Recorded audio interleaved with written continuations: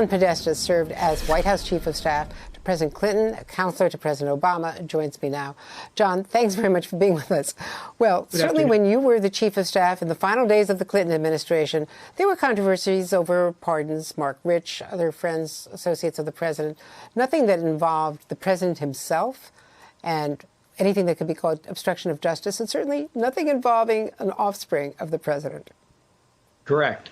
And, they say that they haven't done anything wrong. Well, why would you be pardoning them preemptively if you didn't think they might have done something wrong?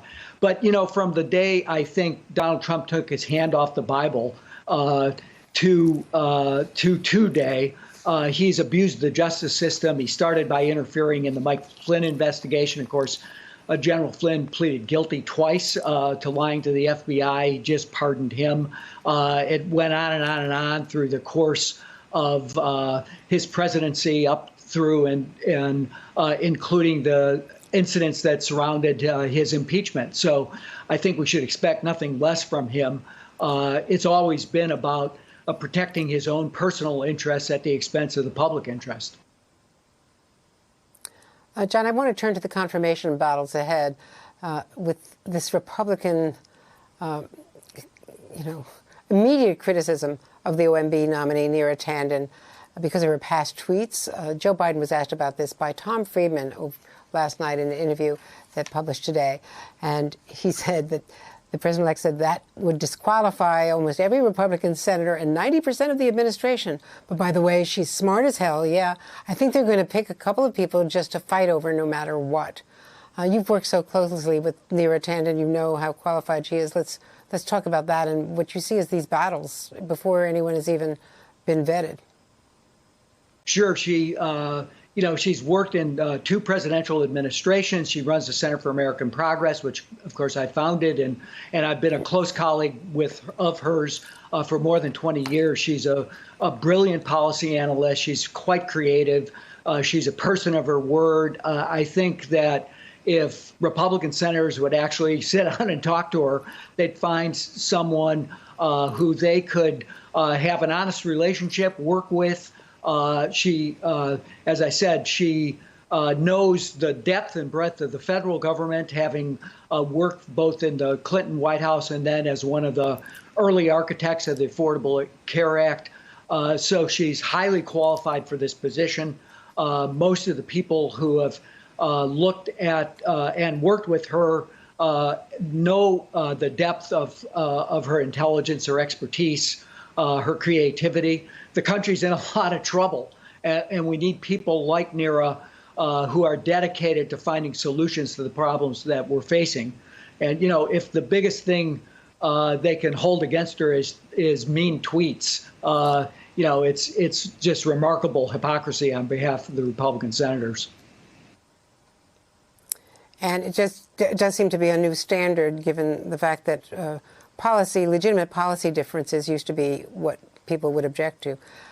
I do also want to ask you about pressure from legacy civil rights groups and the Congressional Black Caucus to have more, not only in conversations over cabinet choices, but to also have a black Secretary of Defense. It's true that the other choices for the White House staff and the economic team are historically diverse, no question of that, but not in the top cabinet posts. So how should Biden deal with this? Well, look, I think there need to be more African Americans in the cabinet, and I think there will be. I would note that he started off by picking a black woman to be his vice president. So he's put Cece Rouse, the head of the CEA, into the cabinet. He's picked a African American woman to be the UN ambassador, a principal spokesperson on foreign policy for the United States. But he ought to take the concern seriously, and I have no doubt that he'll put more senior African Americans into the cabinet, and I think that's the right thing to do.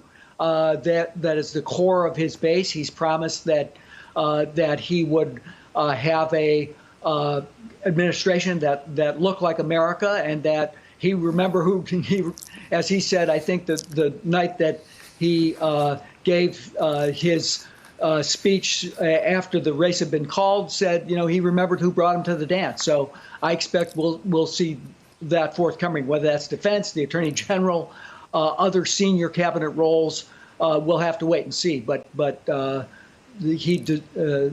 think the American people deserve the full talents of the American people, and I think he won't disappoint in that regard. And do you have a quick response to the president not planning to be at the inaugural and to announce that day that he's running for election in 2024? Look, he's handled the whole post-presidency the way he handled the presidency, without any grace, without anything we expect from a president of the United States. We have a tradition of the peaceful transfer of power that goes with people who lose the election graciously accepting that and accepting the will of the people. He never did that. He hasn't done it to this day. So given the graceless way he's handled the post-presidency, what would I expect? Nothing more than what he plans to do. And I think for people who supported the Biden-Harris ticket, they probably are feeling today good riddance. we don't want him in the picture anyway.